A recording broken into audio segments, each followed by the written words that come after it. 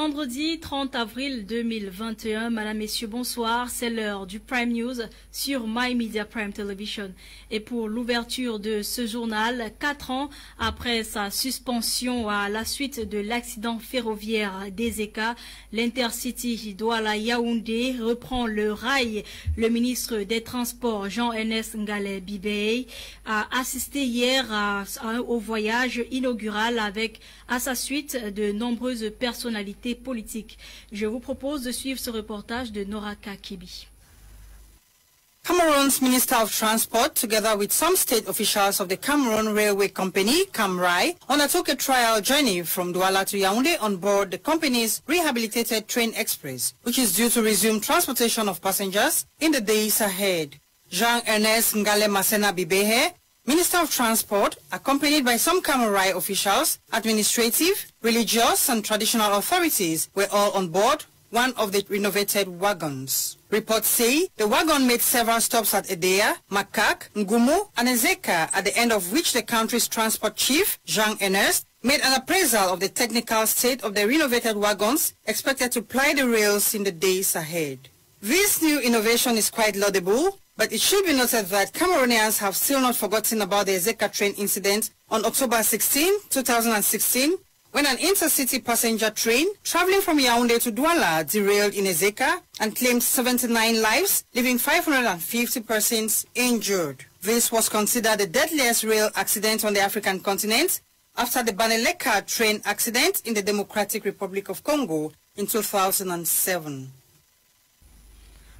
Parlons éducation où le ministre de l'Éducation de base, le professeur Laurent Serge Etondi, a reçu récemment une délégation de l'entreprise Carousel Finance qui a fait don d'1 million de licences du logiciel MyOffice destiné aux écoles primaires, ceci pour favoriser un système éducatif informatisé. Je vous propose de suivre ce reportage. C'est une importante donation d'une valeur de 542 milliards de francs CFA. Présenté au ministre de l'Éducation de base, le professeur Laurent Serge Tundingwa, il s'agit précisément d'1 million de licences du logiciel informatique appelé MyOffice avec une durée de licence de 10 ans offerte par la société Carousel Finance représentée par son directeur général. Un accord qui vise à améliorer l'éducation de base au Cameroun pour une éducation de base informatisée. Ces outils vont permettre aux enfants de optimiser leur capacité à pouvoir créer de la valeur ajoutée pour le Cameroun. Cette aide permettra au gouvernement de faire face aux défis du Covid-19 qui fait subir au système éducatif un choc sans précédent. L'on se souvient d'ailleurs de la fermeture des écoles dans le cadre de la lutte contre la pandémie à coronavirus. Pour le ministre, il est question d'étendre cette initiative afin que tous les élèves soient habitués au système informatique. L'ambition du gouvernement est de voir toutes les écoles des fins fonds de village en ville avoir un dispositif informatique pour que nos enfants soient habitués à cela, le connaissent dès leur bas âge et puissent grandir avec. Nous avons déjà des logiciels expérimentaux au niveau du ministère depuis 1 an. Les écoles qui ont déjà un ordinateur peuvent avoir le logiciel demain matin. Les 1 million de licences du logiciel MyOffice seront partagées entre le ministère de l'Enseignement supérieur, le ministère de l'Enseignement secondaire, le ministère de l'Emploi et de la Formation professionnelle et le ministère des Postes et Télécommunications qui recevront 200 000, 150 000, 100 000 et 50 000 respectivement du logiciel MyOffice, le reste réservé à 500 000 écoles à travers le pays. Et toujours parlant de l'éducation, c'est ce communiqué signé le 29 avril. Le ministre de l'Éducation de base, le professeur Laurent Serge Tundingwa, porte à la connaissance des candidats au certificat d'études primaires et au First School Living Certificate, des parents d'élèves, des responsables en charge des examens et concours dans les services centraux et décentrés du Mineduc et de toute la communauté éducative nationale que l'épreuve éducation physique et sportive se déroulera exclusivement par écrit en raison de la recrudescence à la pandémie à coronavirus dans notre pays. Par ailleurs, et pour les mêmes raisons, les candidats au First School Living Certificate composeront uniquement en drawing et painting en ce qui concerne l'épreuve de practical activities. Autre chose à présent, les agents de la communauté hier Les agents de la communauté urbaine de Douala 2e ont procédé hier à une campagne de démolition de magasins construits le long de la route à Newbell. Cet exercice qui a vu la résistance des commerçants vise à lutter contre le désordre urbain. Le reportage de Fon Quinta. Fighting urban disorder in major cities of Cameroon has been top priority of municipal council agents, especially in the Douala Littoral region of Cameroon. Thursday, April 29, municipal officers of the Douala 2 Council embarked on a campaign to demolish makeshift structures along roadsides in the Newbell neighborhood. The exercise saw resistance from traders, though it yielded no fruits. The traders say officials care less about their well-being. According to these traders, council officials have marked out small spaces sold at 100,000 CFA francs per square. We have been doing business here for a long time. It's here that we get food for our families. Municipal agents have marked it to sell a square meter for 100,000 CFA francs. The officials, in their effort to curb urban disorder, use caterpillars to demolish all structures positioned along the roadside.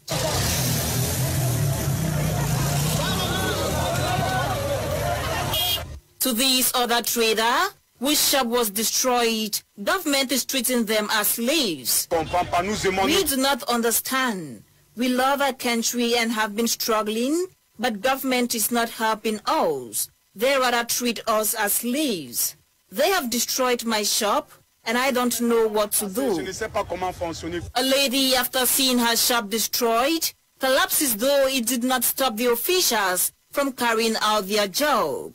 While municipal agents were destroying shops constructed by roadsides at the Newbell neighborhood, other traders were spotted doing business hitch-free, not far from the destruction site.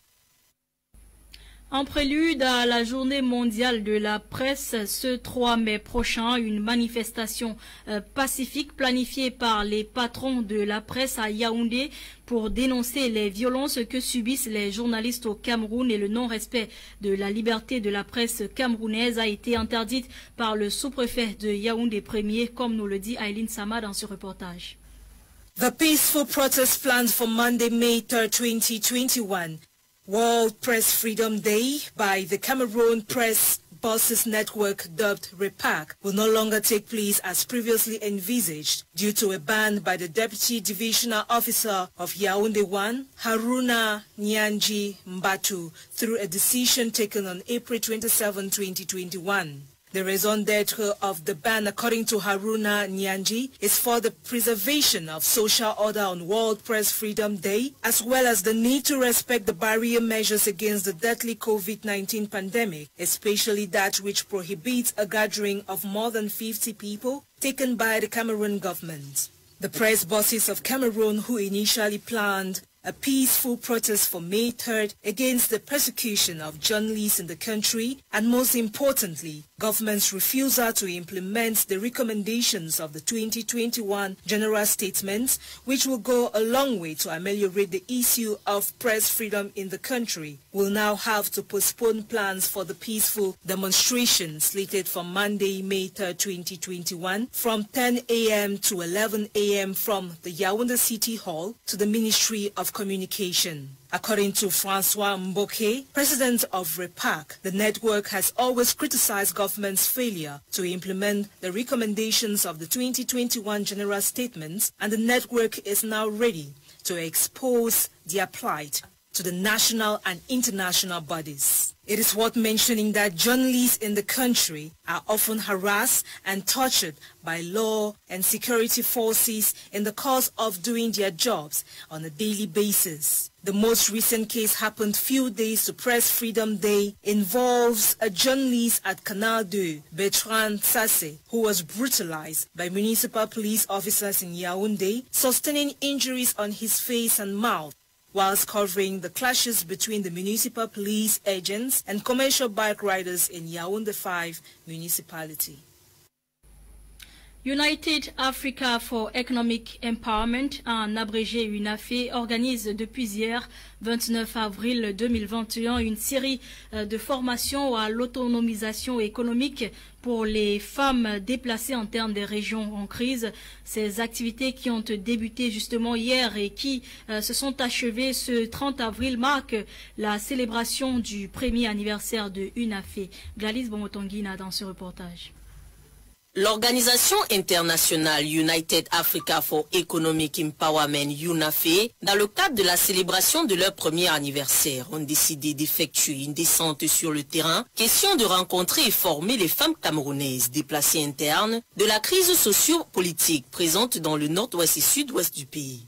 À l'ordre du jour pour la première journée d'ouverture, le jeudi 29 avril 2021, atelier de fabrication de vinaigre, savon en liquide et eau de javel, question de permettre à ces femmes de devenir financièrement indépendantes. We took it upon us to celebrate the first anniversary of the organization in this country by actually making sure we get into the community to empower precisely IDPs, and to be precise, women, because we believe that they are the most vulnerable in the society.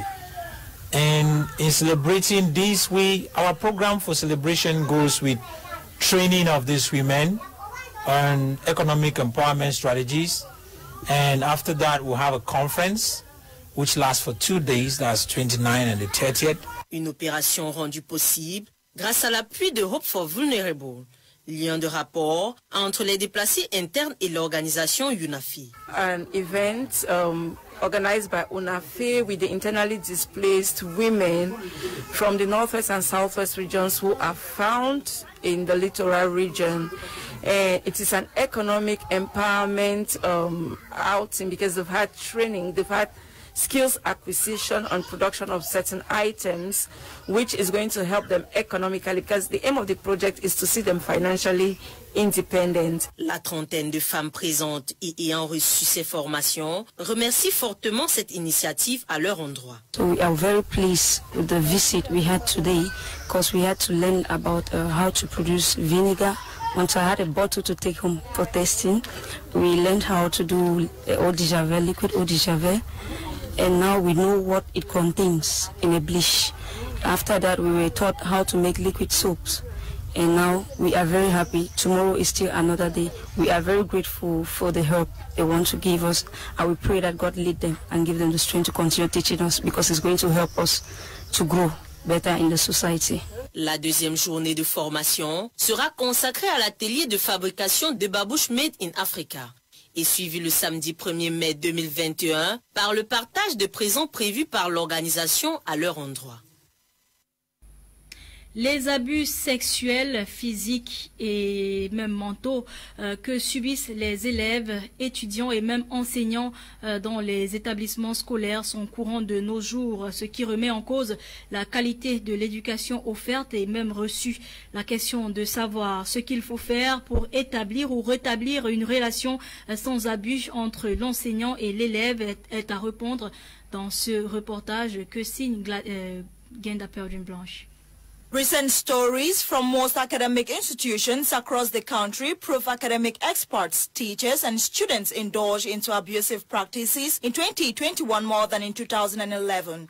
Since the start of 2021, over 7 cases of sexual harassment on campus has been recorded and several cases of mental, verbal and physical abuse recorded. The most recent being a young student allegedly harassed sexually by a supposed discipline master during school hours. This recurrent situation has raised concerns and pushed many to pose questions that address the aspects of teacher-student relationship. At a time when several activists are forging for a conducive and enabling learning environment, how can teachers successfully maintain student-teacher relationships void of any form of abuse? At this level, we have a small problem. The problem of how the teachers get to interact with the students to ensure that there is no abuse, little or no abuse, sexually, physically, emotionally, because all of these, naturally, they do exist in school. And I'll begin with sexual abuse. It really is a problem, especially with us, the male lecturers. But I would like to say that as a lecturer, as a male lecturer, it starts with discipline. first of all, you need to have your objectives. You need to know your objectives and master them. Some of the students come to school naturally with a mindset of getting the teachers, abused. Teachers come with a mindset of getting the students abused. So as a lecturer, we make it our goal to follow the strict rules and regulations of the institution, to follow your objectives and ensure that you are disciplined and ensure to pass out the information in order to avoid any confrontation with students. According to this administrator, academic rules should be clearly defined for both students and teachers, and defaulters severely punished to serve as an example to any other who attempts such. To curb this student and teacher abuse coming from whatever direction, an advice to the institution is that at the beginning or at academic levels, there should be rules and regulations stated. And I think that the law should set in and set out these regulations straight. If a student abuses a lecturer or abuses a teacher, they should face sanctions. The age does not matter. Who you know does not matter. Whose sons or whose daughter it is doesn't matter. They should face sanctions, starting from disciplinary sanctions in the school. And if it's above the school to handle, I think the law should set in. This student takes us back to his experience when he was physically and mentally abused by an administrator and how he managed the situation, urging every other student to behave as such if faced similar situation. I've never been actually like a victim of sexual harassment, but I've actually been a victim of other sorts of violence. I've been a victim of mental violence, like you see a situation where a student is to share a point with the teacher, and the next thing is the lecturer or teacher does not actually try to reason with the student, and the next thing is like assault. You see, I've also been a case of physical violence where, a principal will just walk in class due to the fact that you're sitting on the first bench, he lifts his arms with his chest, and then the next thing he cracks at you or slaps you with actually no cause. So some of these things are really supposed to be addressed. Home issues remain home issues. Administrative issues should be left administrative issues. Student issues left student issues, and the relationship should be well defined and well limited. Abuse in an academic milieu is an unfortunate reality of contemporary society. Most victims are forced to live with the side experiences, while others lost their lives in the course. Though organizations, associations, government authorities and administrators have launched the fight against violence and abuse on campus, experts say a lot still needs to be done, and fast. Suivons à présent l'extrait de cet étudiant qui donne des mesures à prendre en cas d'harcèlement sexuel. Concernant l'harcèlement sexuel en milieu scolaire, lorsque un étudiant se fait harceler par un professeur, lorsqu'elle se fait harceler par un professeur sexuellement, cet étudiant doit se rendre à l'administration pour porter plainte contre ce professeur. Parce que si à jamais tu es harcelé par un professeur, tu racontes ça à ta camarade, la situation peut se dégénérer. Ou tu racontes à l'un de ses collègues qui sait, peut-être il peut être ami avec son collègue et ça n'aura pas d'effet. Son collègue n'ira pas, son collègue ne peut pas avoir le courage d'aller lui porter plainte. C'est pour ça qu'il y a l'administration uniquement, il y a eu l'administration à l'école uniquement pour ce genre de plainte. Tu te diriges à l'administration, tu poses ton problème. C'est que l'administration va trouver une solution à ton problème. Voilà, à présent, présidée chaque 30 avril par l'UNESCO, la Journée internationale du jazz vise à sensibiliser la communauté internationale aux vertus du jazz en tant que force de paix, d'unité, de dialogue et de coopération renforcée entre les peuples, ainsi qu'un outil pédagogique. La célébration de cette année se focalise sur la consolidation de la paix, la promotion du patrimoine culturel et des traditions. Et selon le pianiste et compositeur de jazz Herbie Hancock, jouer du jazz a plusieurs avantages. Son extrait. UNESCO established this day in recognition of the transformative power of jazz to break down barriers, to foster dialogue, and to build peace in our communities. This is happening in countries from Africa to Asia, North America to the Middle East, from Europe to Latin America. Because jazz carries the messages of freedom, diversity, and human dignity that people around the world call for. And there is boundless hope and joy, resilience, and solidarity in this great art form that the world needs as well, especially this year. Today is not only an occasion for us to unite around jazz music, it is an opportunity to support all those musicians who give their talent, their soul, and their energy to make the world a better place. C'est ainsi que nous mettons fin à l'édition de ce jour qui a été coordonnée par Fetata. Ewan et Elaine Olinga étaient à la production. Madame, Messieurs, merci d'avoir été des nôtres. Bonne soirée.